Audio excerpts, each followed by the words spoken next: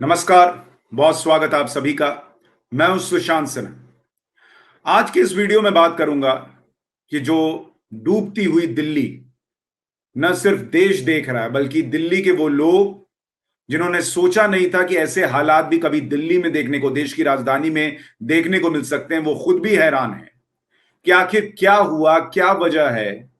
भाई बारिश ज्यादा हो गई, हरियाणा ने पानी ज्यादा छोड़ दिया, लोगों तक मदद क्यों नहीं पहुंच रही। कोई कह रहा है खाने को नहीं मिल रहा, कोई कह रहा है ढंग से हमें रेस्क्यू नहीं किया गया, कोई कह रहा है पानी में बच्चों को तैरा कर बाहर लाना पड़ा है। इन सब समस्या की जो वजह वो क्या है, आखिर ये क्यों दिल्ली के हालात बने, इसको अगर आपको समझना है तो आपको देखना होगा कि इसकी सारी वजह कहां और कैसे शीश महल, जो अरविंद केजरीवाल जी का शीश महल है, उससे कैसे कनेक्टेड है। आज आपको ये इस वीडियो में समझाऊंगा। लेकिन उससे भी पहले मैं आपको जल्दी से एक बार दिखाना चाहता हूं कि देश की राजधानी दिल्ली, जहां आने वाले कुछ दिनों में G20 का समिट भी होने वाला है, उसकी हालत क्या हो रखी है। एक बार देखिए।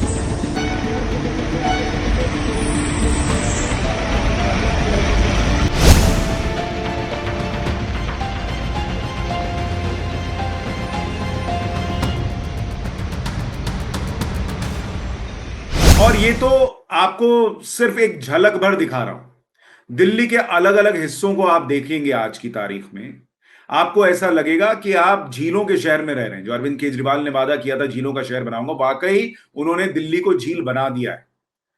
और इसकी वजह भी आपको समझाऊंगा और शीश महल का कनेक्शन क्या है वो भी बताऊंगा। लेकिन पहले आपको दिल्ली की कुछ तस्वीरें दिखाता हूं।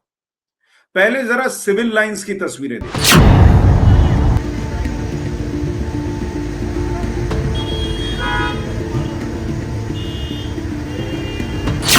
सिविल लाइंस वो इलाका है जहां दिल्ली के बड़े बड़े मिनिस्टर्स, बड़े बड़े लोग, खुद अरविंद केजरीवाल जी का घर इसी के पास में है। वो सिविल लाइंस का इलाका डूबा हुआ है।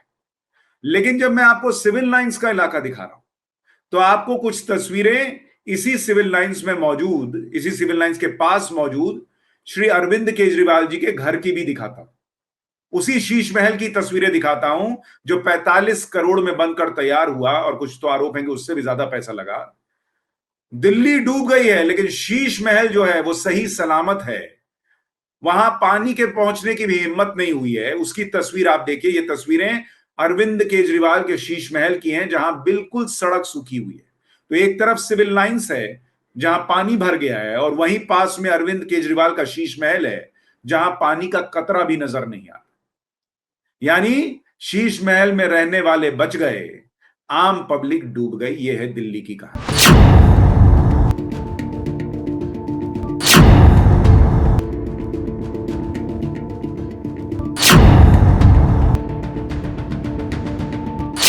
खैर, जिस राजघाट पर अरविंद केजरीवाल बापू का आशीर्वाद लेने चले जाते हैं हर बार, उस राजघाट की हालत देखिए।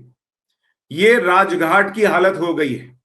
अंदर बापू क्या सोचते होंगे कि यहीं से आशीर्वाद लेकर जिसने आंदोलन शुरू किया था देश की राजनीति को बदलने का, उसने दिल्ली को देखिए कितना बदल दिया कि जिस दिल्ली में यह हालत इस तरह की शायद ही कभी हुई हो, वो दिल्ली की हालत हो गई। राजघाट में पानी पहुंचता था बारिश में, लेकिन इतना राजघाट डूब जाए।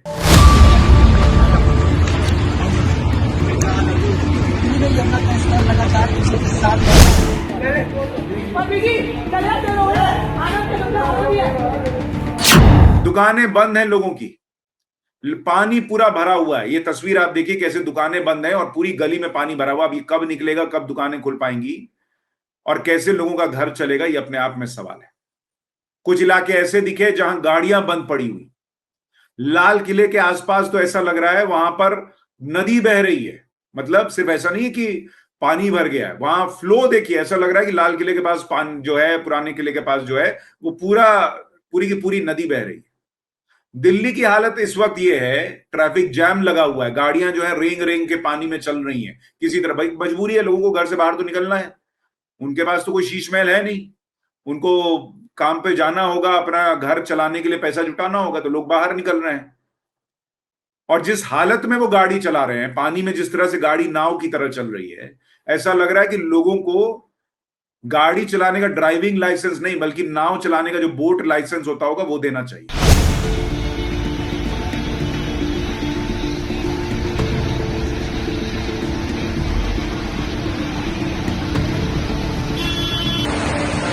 पूरा -1 में पानी पानी हो रखा है, सब डूब गया, सब कुछ सब नाश हो गया। आ रहे बहुत तेज आ रही है पानी अब तो।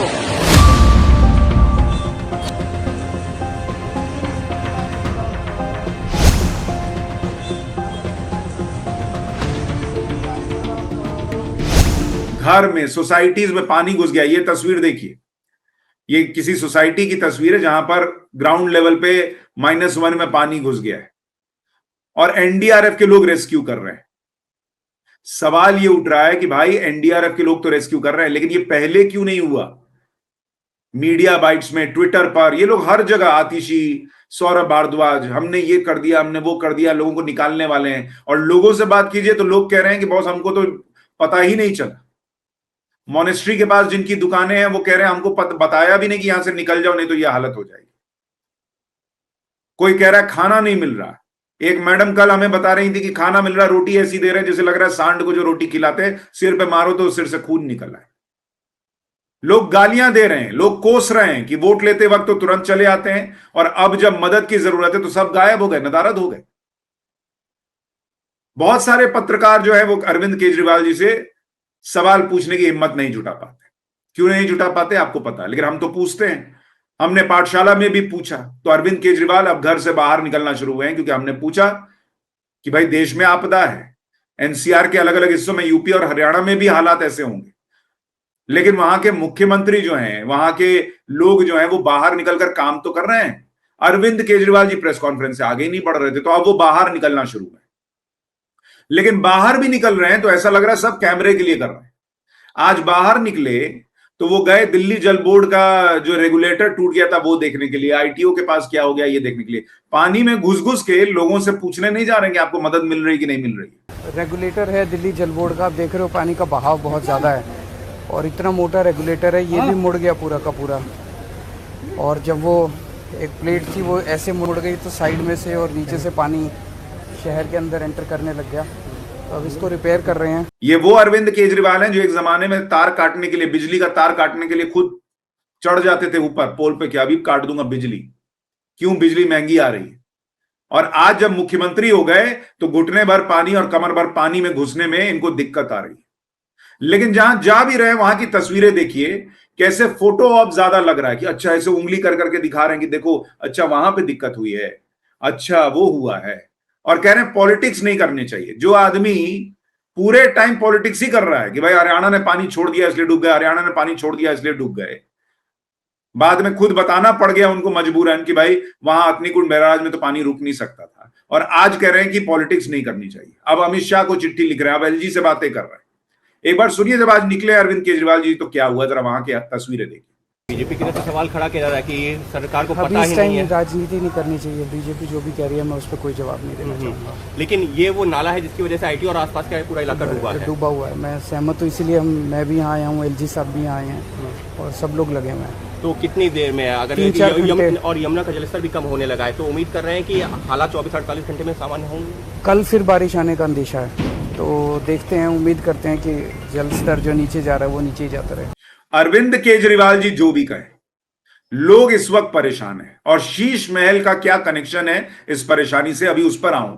उससे पहले आपको एक बात यह भी बताता हूं कि अभी परेशानी सिर्फ ये नहीं कि पानी भर गया है, परेशानी ये भी है कि पानी पीने के लिए भी दिक्कत होने वाली है। दिल्ली के कई इलाके जो है वो पानी के लिए परेशान हो सकते हैं, क्योंकि जो वाटर ट्रीटमेंट प्लांट है दिल्ली में 9, उसमें से 4 इफेक्टेड हो गए। तो साउथ दिल्ली का इलाका जिसमें वसंत कुंज, ग्रेटर कैलाश, साउथ एक्सटेंशन वगैरह आता है, मूलचंद, कालकाजी, वहां पर पानी की दिक्कत हो सकती है। एनडीएमसी का एरिया जिसमें राष्ट्रपति भवन आता है, बड़े बड़े देशों की एम्बेसीज आती हैं, कंटोनमेंट एरिया आता है, वहां पानी की दिक्कत हो सकती है। पश्चिमी दिल्ली में ओल्ड और न्यू राजेंद्र नगर में, पटेल नगर ईस्ट और वेस्ट में, बलजीत नगर, पंजाबी बाग, यहां पानी की दिक्कत हो सकती है। और फिर नॉर्थ दिल्ली में सिविल लाइंस में, कमला नगर में, शक्ति नगर वगैरह, इन इलाकों में भी पानी की दिक्कत झेलनी पड़ सकती है। लेकिन अब तो कांग्रेस भी कह रही है, जिस कांग्रेस के पीछे पीछे घूम रहे थे कि हमारे ऑर्डिनेंस में हमारा साथ दे दीजिए, वो कांग्रेस भी कह रही है। पवन खेड़ा का बयान देखिए, वो कह रहे हैं इसी दोषारोपण की वजह से दिल्ली लोगों को खामियाजा भुगतना पड़ रहा है। अरविंद केजरीवाल जी ने पत्र लिखकर कहा कि हथनी कुंड से पानी न छोड़ा जाए।